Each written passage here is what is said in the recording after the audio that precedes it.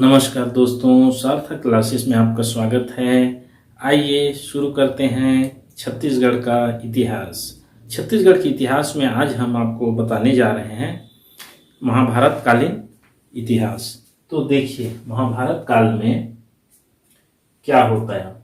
महाभारत में प्राक-कौशल या कौशल राज्य का उल्लेख मिलता है। प्राक-कौशल या कौशल राज्य, ठीक है। ये महाभारत काल में ऐसा उल्लेख है, प्राक-कौशल और कौशल राज्य। देखिए महाभारत में बस्तर के अरण्य क्षेत्र को कांतार कहा गया है। तो जो बस्तर का जो क्षेत्र था उसको महाभारत में कांतार कहा गया है। कांतार याद रखिएगा, कांतार। तीसरा पॉइंट देखिए, महाभारत कालीन ऋषभ तीर्थ जांजगीर चांपा जिले के शक्ति के निकट गुंजी नामक स्थान था। तो ये जो महाभारत कालीन ऋषभ तीर्थ जिसे कहा जाता था वह वर्तमान शक्ति के निकट गुंजी नामक स्थान था। आपको याद रखना है, जांजगीर चांपा के शक्ति के निकट जो गुंजी है वह महाभारत कालीन ऋषभ तीर्थ था। चलिए आगे देखते हैं। मोरध्वज और ताम्रध्वज की राजधानी मणिपुर वर्तमान रतनपुर था।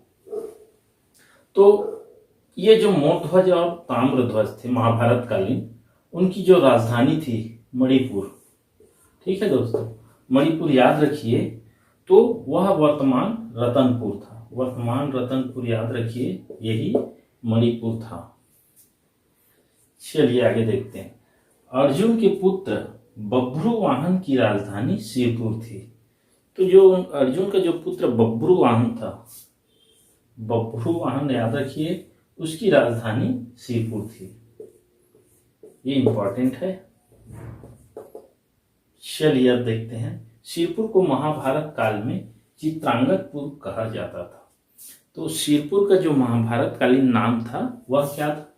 चित्रांगदपुर। ये याद रखिएगा, चित्रांगदपुर कहा जाता था। लास्ट देखते हैं। कर्ण के दिग्विजय यात्रा में कौशल जनपद का उल्लेख मिलता है। तो कर्ण के द्वारा उस समय जो दिग्विजय यात्रा शुरू की गई थी उसमें कौशल जनपद का उल्लेख है। कौशल जनपद। चलिए अगला काल देखते हैं, महाजनपद काल। इसमें देखते हैं कि छत्तीसगढ़ का उस समय की इतिहास कैसा था। तो देखिए महाजनपद काल में छत्तीसगढ़ चेदी महाजनपद के अंतर्गत शामिल था। तो छत्तीसगढ़ याद रखेंगे, उस समय चेदी महाजनपद के अंतर्गत शामिल था, ठीक है। इसी में देखिए अवदान शतक ग्रंथ के अनुसार महात्मा बुद्ध दक्षिण कौशल आए थे। किस ग्रंथ के अनुसार? अवदान शतक ग्रंथ के अनुसार महात्मा बुद्ध दक्षिण कौशल आए थे।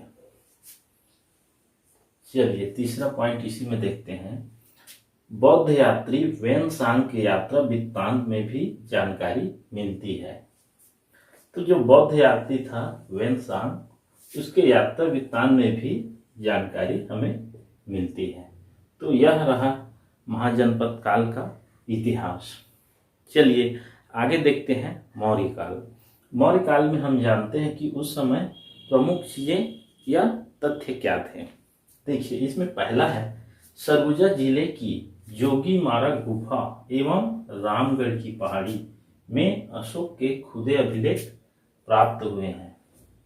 तो हमें याद रखना है जोगीमारा गुफा और रामगढ़ पहाड़ी, ठीक है। और इसमें किसके अभिलेख प्राप्त हुए हैं?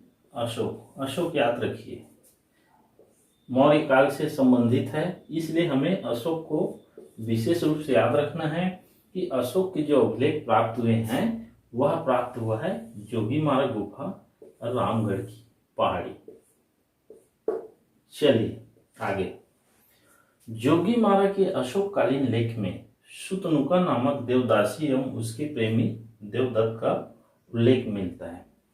तो ये जोगीमारा का जो गुफा है जोगीमारा, वहीं के जो अशोककालीन लेख है, अशोककालीन लेख में सुतनुका नामक देवदासी और उसके प्रेमी देवदत्त का उल्लेख मिलता है। ये याद रखिए, सुतनुका देवदासी और उसके प्रेमी देवदत्त, इसका उल्लेख है। चलिए आगे। मौर्यकालीन सिक्के अकलतरा, ठठारी, जांगीर चांपा एवं बिलासपुर से प्राप्त हुए हैं। तो हमें यह भी याद रखना है कि मौर्य काल में जो सिक्के प्राप्त हुए हैं वह कहाँ से प्राप्त हुए हैं। तो देखिए, मौर्यकालीन सिक्के अकलतरा और ठठारी, जांगीर चांपा जिले से और बिलासपुर जिले से प्राप्त हुए हैं। चलिए दोस्तों, आज के लिए इतना ही। अगर मेरे चैनल पर आप नए हैं तो मेरे चैनल को सब्सक्राइब कीजिएगा और बेल आइकन को प्रेस कर दीजिएगा, साथ ही दोस्तों को शेयर कीजिएगा। तब तक के लिए आप सबका धन्यवाद।